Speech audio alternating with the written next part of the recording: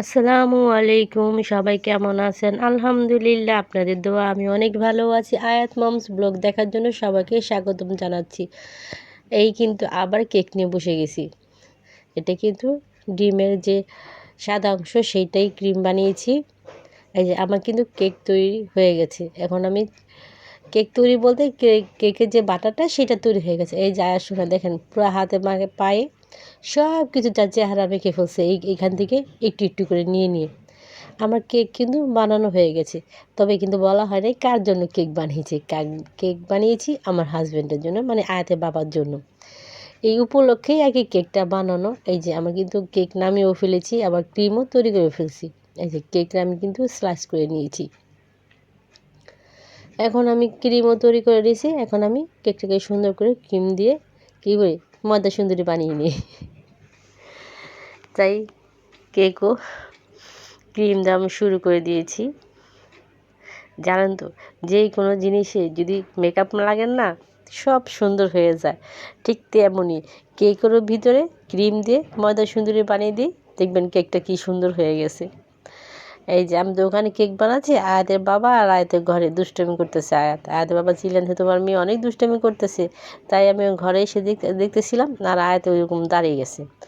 আমার কিন্তু কেক বানিয়ে ফেলছি। আর এই যে দেখতেছেন না, সিগারেট দিয়ে, মানে সিগারেট খোসা দিয়ে এই ডিজাইনটা করছে, এটা কী করছে জানেন? আমার ভাই বউ করছে। আমার ভাইয়ের বউ আজকে বিকেলবেলা আমাকে ফোন দিছে।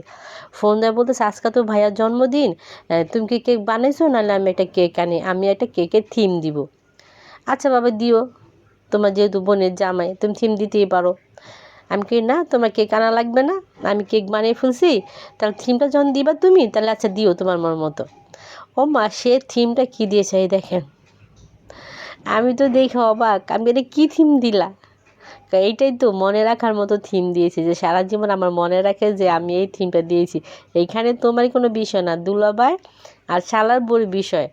তাহলে তাদের মধ্যে তো আমার আর পড়া উচিত না যে থিম দেব, যেহেতু শালার বউ দুলাভাইরে দিছে, আমার আর কি করার আছে এখানে।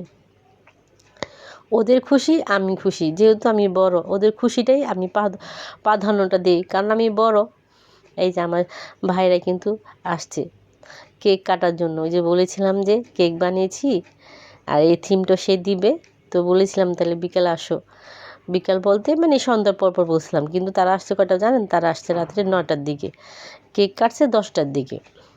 এই যে আয়সোনা কেক কাটতেছে, আমিও দাঁড়িয়ে গেছি আয়সোনার বাবার সাইডে। যেহেতু আমার হাজব্যান্ডের জন্মদিন, পাশে যদি একটু না থাকি তাহলে কি আর হয়? তবে আগের দিন যে আমি একটা ফুল দিয়েছিলাম সেটা কিন্তু ভুলেন না। আর আয়াতের বাবার একটা গেঞ্জিও দিয়েছিলাম। সবাই কিন্তু আসছে। আসলে ওকে পাশাপাশি থাকাতে এইটাই সুবিধা, যে না চাইলেও তারা চলে আসে জন্মদিনটা মানে উপভোগ করার জন্য, বিশেষ করে বোনের জামাই। আর আমার ভাইয়ের বউটা মানে আমার হাজব্যান্ডও খুবই পছন্দ করে, আমার হাজব্যান্ডও আমার ভাইয়ের বউ খুব পছন্দ করে। তাদের মধ্যে খুব একটা ভালো একটা সম্পর্ক। আল্লাহ পাক এই সম্পর্কটা যে সারা জীবন রাখে, এই জন্য এই থিমটা যে দিয়েছে আমি মোটেও কোনো অখুশি না, আমি খুশি। কারণ সে তার দুলাভাইরে এই থিমটা দিয়েছে কেকের ভিতরে আনন্দ রাখার জন্য। এই হলো মুস্কান। মুস্কানও তো অনেকেই চিনেন। মুস্কানও খাওয়াই দিল আয়াতে বাবারে কেক। এই যে আয়াতে বাবার এবার একটু আমি খাওয়াই দিই, তখন আর খাওয়াতে পারিনি ভালো করে, কারণ সে তখন আমাকে খাওয়াইছে, এবার আমি আয়াতে বাবাকে খাওয়াই দিলাম। কেমন হলো জন্মদিনের কেকটা অবশ্যই কিন্তু কমেন্ট করে বলবেন, আর কেকটা কেমন হচ্ছে সেটা আমাকে অবশ্যই অবশ্যই কমেন্ট করে জানাবেন। সবাইকে অনেক অনেক ধন্যবাদ। আসসালামু আলাইকুম, আল্লাহ হাফেজ।